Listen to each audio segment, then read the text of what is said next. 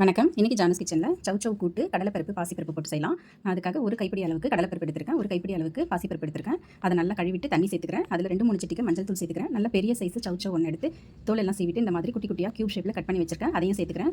கொஞ்சமாக எண்ணெய் சேர்த்துட்டு குக்கர் மூடி போட்டு மீடியம் ஃப்ளேம்லேயே 2-3 விசில் வச்சுக்கலாம்.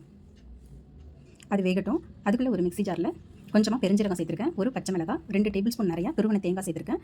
அதை கோர்ஸாக இந்த மாதிரி அரைச்சி எடுத்துக்கிறேன். இப்போ குக்கரில் ப்ரெஷர் அடங்கினதும் ஓப்பன் பண்ணிக்கலாம். சௌ பருப்பு எல்லாம் நல்லா வெந்துருச்சு. இதை மசிச்சிடாமல் அப்படியே விட்டுடணும்.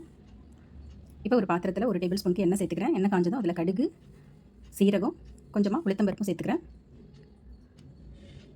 இதெல்லாம் பொரிஞ்ச பிறகு 2 வரமிளகாய் சேர்த்துக்கிறேன். கருவேப்பிலை கொஞ்சம் போட்டுக்கலாம். ஒரு கைப்பிடி நிறையா உரிச்ச சின்ன வெங்காயத்தையும் சேர்த்துக்கிறேன். சேர்த்துட்டு ஒரு நிமிஷத்துக்கு இதை வதக்கி விட்டுக்கலாம்.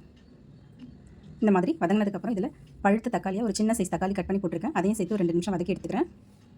இப்போ நல்லா வதங்கிடுச்சு. இதில் டேஸ்ட்டுக்கு தகுந்த மாதிரி உப்பு சேர்த்துக்கலாம், 2 சிட்டிக்கு மஞ்சள் தூள் சேர்த்துக்கலாம். சேர்த்துட்டு நல்லா கலந்து விட்டுறேன்.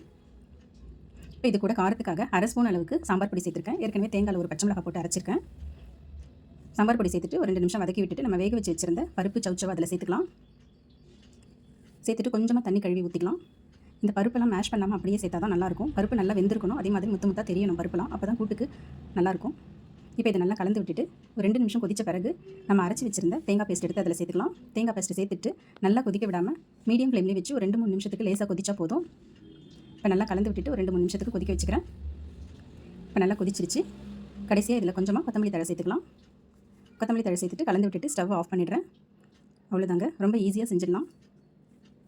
சௌ கூட்டு ரெடி ஆகிடுச்சு. இது கடலைப்பருப்பு பாசிப்பருப்பு எல்லாம் போட்டு செய்கிறதுனால ரொம்ப ஹெல்த்தியாகவும் இருக்கும். சம்மர் சீசனில் நல்லா சாப்பிடலாம். தேங்க்ஸ் ஃபார் வாட்சிங்.